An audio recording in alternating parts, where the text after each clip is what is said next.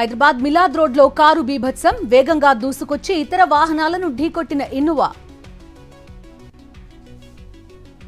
రాష్ట్రంలో red book రాజ్యాంగం అమలవుతోంది. తప్పుడు కేసులు, సాక్ష్యాలు సృష్టిస్తున్నారని వైఎస్ జగన్ ఫైర్.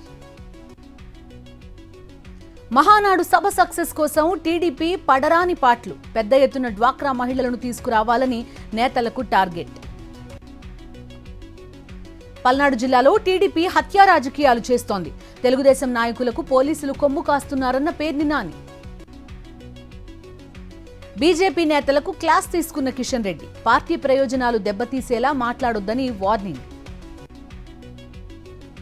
గత ప్రభుత్వ పాలనలో అన్నీ స్కామ్లే, దళిత యాదవ పిల్లలను చదువుకు దూరం చేశారన్న రేవంత్. వల్లభనేని వంశీ కస్టడీ పిటిషన్పై ముగిసిన వాదనలు, రేపు తీర్పు ఇవ్వనున్న నూజివీడు కోర్టు.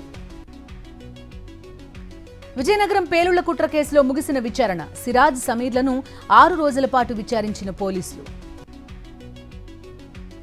కేకే లైన్లో పట్టాలు తప్పిన గూడ్స్ రైలు, పలు రైళ్ల రాకపోకలకు అంతరాయం. విజయనగరం జిల్లా మారికలో వర్షానికి కొట్టుకుపోయిన తార్ రోడ్డు, గిరిజన గ్రామాలకు నిలిచిపోయిన రాకపోకలు. ఏసీబీ వలలో ముషీరాబాద్ ఆర్ఐ 25,000 రూపాయలు లంచం తీసుకుంటూ పట్టుబడ్డ ఆర్ఐ మహేష్. మహబూబాబాద్ జిల్లాలో పొంగి పొర్లుతున్న మొండ్రాయి వాగు, వరద ధాటికి కొట్టుకుపోయిన నిర్మాణంలో ఉన్న వంతెన, 5 గ్రామాలకు నిలిచిపోయిన రాకపోకలు. క్వింటా వరి మద్దతు ధర 69 రూపాయలు పెంపు, బద్వేల్ నెల్లూరు 4 లేన్ల రోడ్డుకు 3,653 కోట్ల కేటాయింపు.